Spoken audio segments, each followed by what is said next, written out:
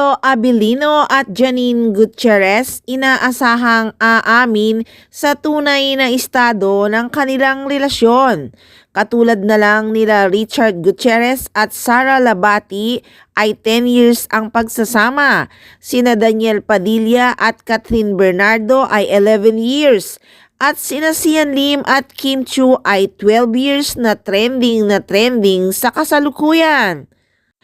Marami nga ang nanghihinayang pero bahagi na daw ng buhay ang failures sa relationship.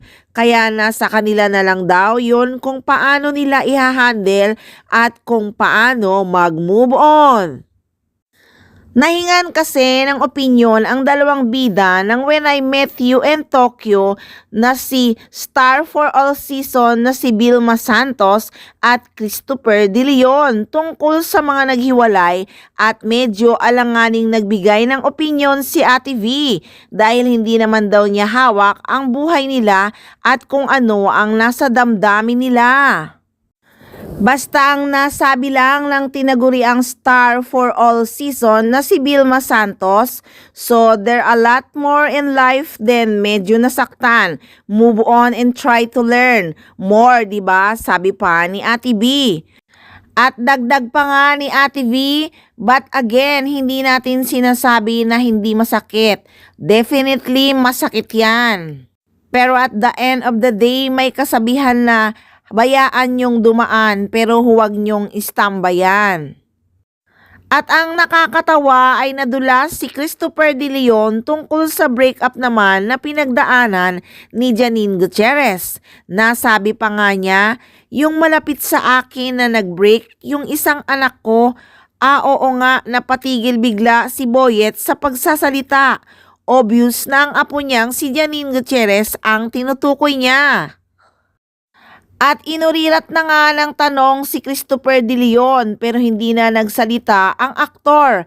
Ang nasabi lang niya, "We love you and I'm just a phone call away." I've seen her and ASAP, safe na sagot ni Christopher De Leon. Pero sa totoo lang, di ba, nasabi rin naman ni Lotlot De Leon na hindi siya nakikialam or nanghihimasok pagdating sa love life ni Janine Gutierrez. Kaya siguradong kahit si Christopher De Leon ay hindi rin nakikialam or nanghihimasok man kung ano ang estado ng relasyon ni Janine Gutierrez at ni Paolo Abilino. Kaya naman sa mga nangyaring hiwalayan bago natapos ang taon ay inaasahang aamin pa ang ilang mga couples na matagal nang pinag-usapang naghiwalay. Kasama na nga dyan sina Janine Gutierrez at Paolo Abilino. Pero matatapos na nga ang taon ay wala pa ring narinig kung ano talaga ang tunay na estado ng relasyon ni na Paolo Abilino at Janine Gutierrez.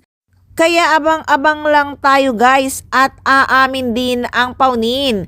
Kaya tutok lang palagi dito lang sa Maarteng Machika.